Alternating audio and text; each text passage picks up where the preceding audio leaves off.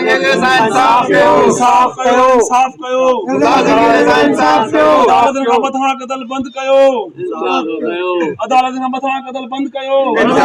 अस्सलाम वालेकुम दा वालेकुम अस्सलाम ता नालो मोहम्मद मूसा अदा तो गोठ ज़ंगेजा में ही एहतजाज कयो या शहीद अली रज़ा ज़ंगेजो जे हवाले सां छा चवण चाहींदो असां इहो चवणु चाहींदासीं जेको शहीद अली रज़ा ज़ंगेजो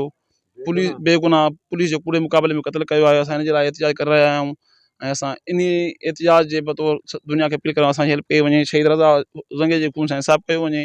उन जेका भेण ज़ैनब ज़ंगेजो आहे उन सां बि इंसाफ़ कयो वञे।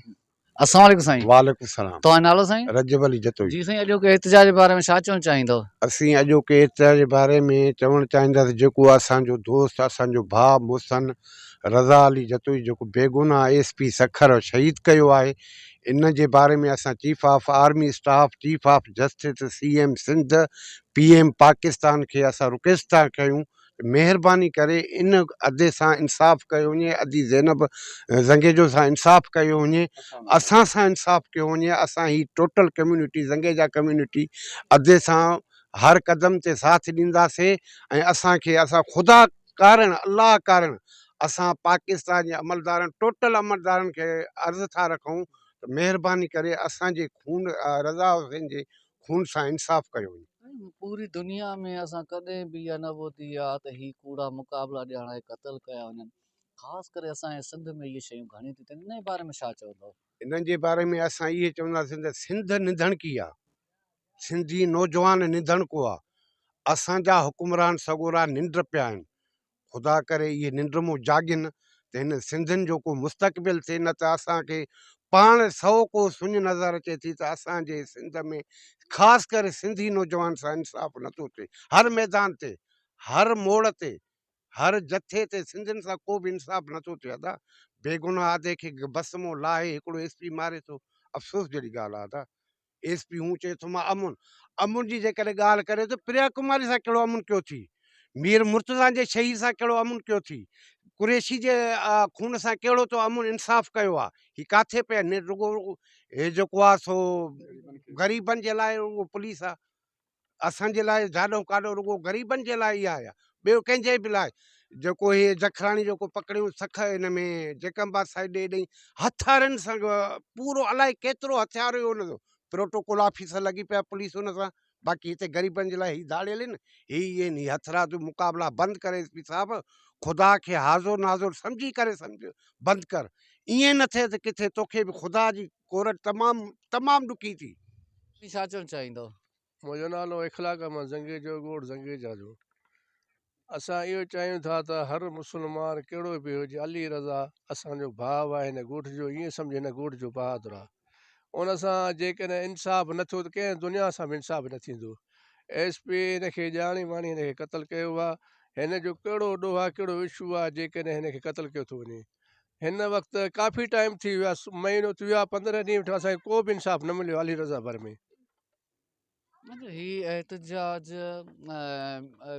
रुगो हिते त कोन पिया थियनि ओवरऑल सॼी सिंध में बि थिया इन हवाले सां त नौजवान खे बेगुनाह क़त्ल कयो वियो आहे छा था सम्झो त इन सां तव्हांखे इंसाफ़ मिलंदो असांखे नज़र इंसाफ़ असांखे किथां बि नज़र नथो अचे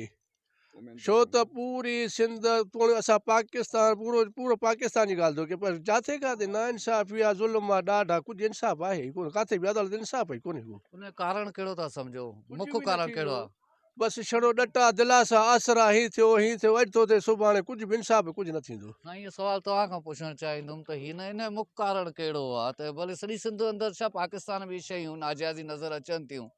पर पोइ बि कंहिंसां इंसाफ़ नथो थिए मोहतरमा जे खून सां इंसाफ़ थियो आहे जेका सिंध जी तमामु लेजेंड सियासतदान भुट्टो फैमिली उन सां इंसाफ़ थियो आहे न थींदो इंसाफ़ थींदो बि न नज़र नथो अचे असांखे हीअ त हिकिड़ो अली रज़ा शहीद कयो थो डॉक्टर ख़ालिद महमूद केतिरा ई